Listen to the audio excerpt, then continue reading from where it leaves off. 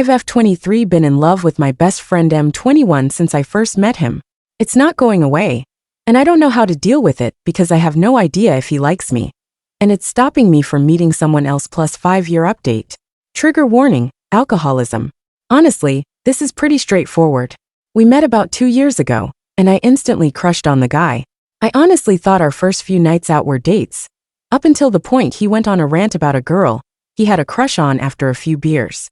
At that point, my thought process was pretty much okay, not dates, got it, and moved on with the intent of friendship.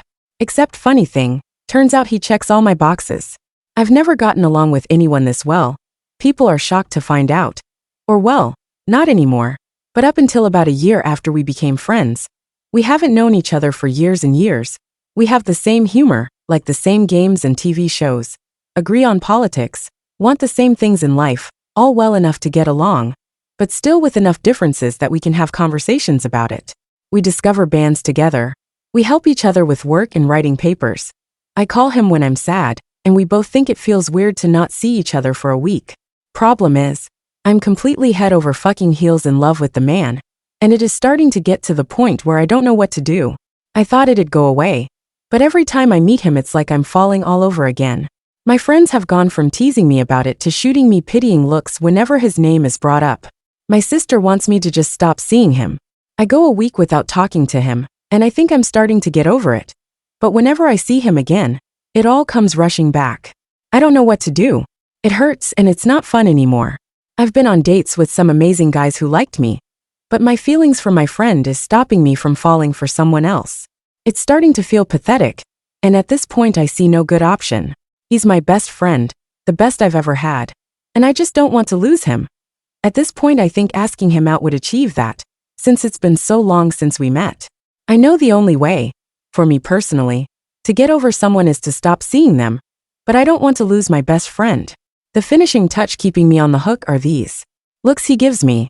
I've had other friends confirm he does this, because I was honest to God starting to think I was losing my mind. Whenever we're out in a group, at a party or the pub, whenever I look over at him, it seems he's always looking at me. And these eye contacts last way too long to be normal. Like a good 6-7 seconds of us just looking at each other across the table, or the room, or the bar. And he does this little smile. I've never seen it in any other situation. I don't know what it means. I have no idea why we do this or how it came to be. But it's the final fucking nail in this coffin of hopelessness I'm buried in right now. I don't know if I'm crazy and overinterpreting things, which is very likely, or if I should just give it a shot and ask him out, even though it might ruin the friendship, or just stop seeing him, or to just carry on and hope this feeling goes away at some point of the distant future. I'm so frustrated I want to cry. And have cried. A lot. I just don't know what to do here. Update. 5.5 years later. So hello.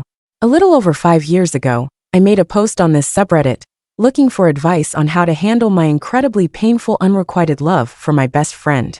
I'd honestly forgotten about this until making a password reset on another account, and saw my username among my email search results. But as I read through the post, I remember how very comforting and terrifying the responses to my post was, being a more or less unanimous, ask him out, that scared my ass to death. Sorry that this isn't really a happy update, but I don't know. It felt weird seeing something I wrote in what feels like a different life. And the people who responded seemed so genuinely kind and trying to help. I feel like I weirdly owe some kind of update, especially for that one dear, sweet commenter whose account is now deleted. I so wish I'd have a way to reach out to them, because that was one of the most thoughtful comments I think I've ever gotten. And just to recap, with hindsight, I really was in love with this man, and I had been for about 2 years, like full 9 yards in love, struggling to breathe when he talked about someone else, but still cheering him on, because he deserved happiness levels of in love. If that sounds a bit like obsession to you, then that's because it probably was. The thing about unrequited love, the thing that really sucks about it, is that it's incredibly hard to move on from. But until you do move on, your brain keeps obsessing about it to the point where it can be impossible to get anything done. It had been 2 years of that when I made that post, 2 years of pining and pain, and an ever-growing pile of crushed hopes.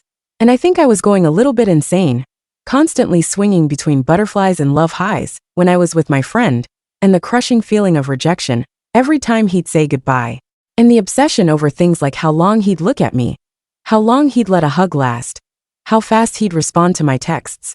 Things which could either make or break my entire day depending on what the answer was. Onto the actual update, after that primer. About a month and a half or so after I made that post, still trying to hype myself up to actually ask this man out, I accidentally became a head organizer for an event at the university I was studying at for the moment. Long story short, the person managing me was not kind.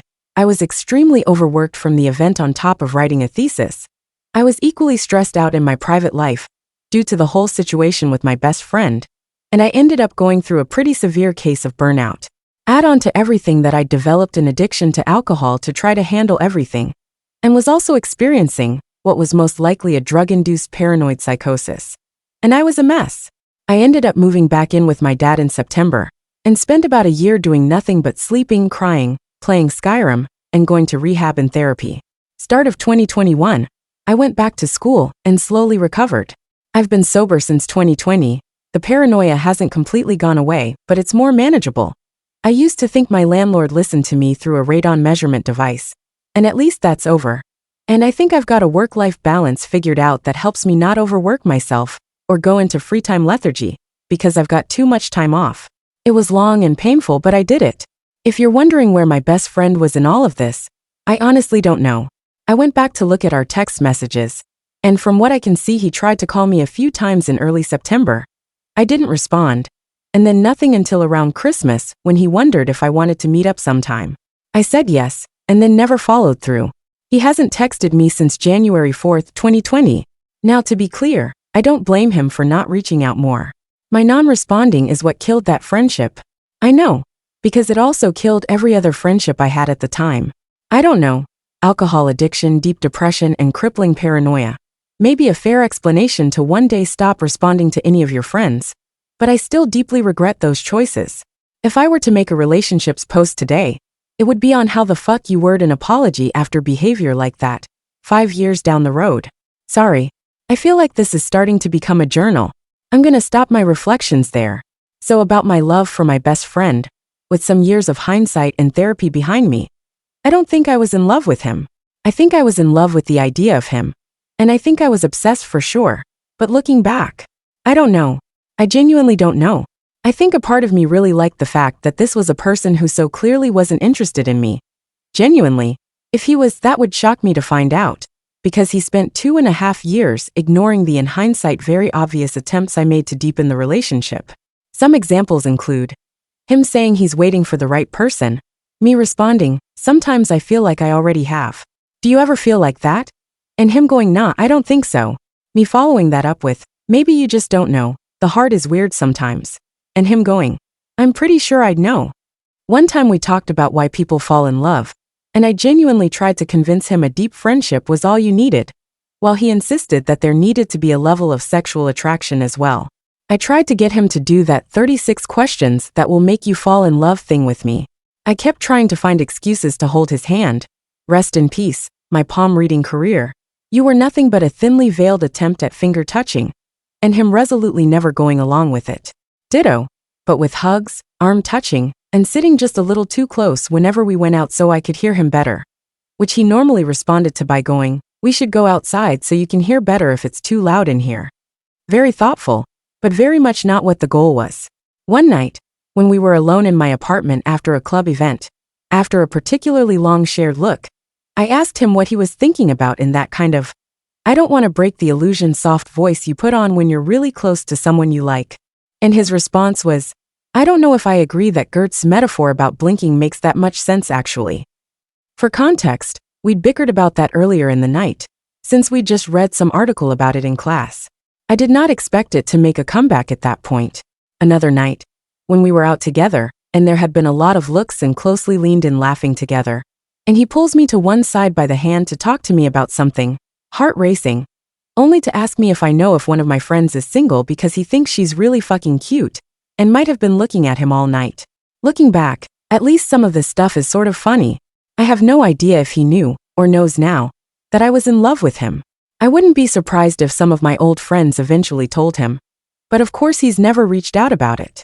But yes, I think I kinda liked the security of this person, who clearly didn't like me back. Not that I was doing well with the heartache, But there's a certain kind of fucked up comfort that comes from pining for someone who doesn't want you back. Like the highs I'd get when I got something that felt like confirmation, made up for the lows of crying in my apartment stairway when I got home after a denial. Today, I mostly just feel so bad for him and ashamed of myself, regardless of whether he knew or not.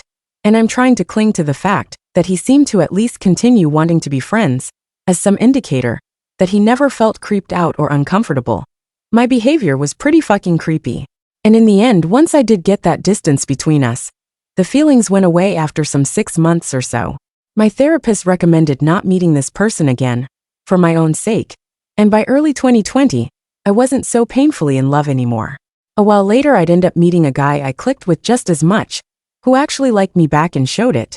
We've been together for almost 3 years now, and are talking about starting to try for kids at some point soon. He'd like us to get married first, but is also insisting he wants to be the one to propose, so I'm just walking around waiting for the day. Even if it's not a huge surprise or secret, he just wants to get that moment of going down on one knee. And who am I to deny him? I'm slowly growing old and boring. I'm sober. I go to my boring, stable middle-career 9-to-5 job. I save for my retirement and traveling on the summers. I help my dad out on his farm. I crochet little animals for my newborn niece. I come home to a man who plays his silly video games. I play my silly video games. We go for walks and to the museum and bicker about whether to get fat on takeout or not. I have some regrets about how my early 20s ended up playing out. But by God, I wouldn't want to go back.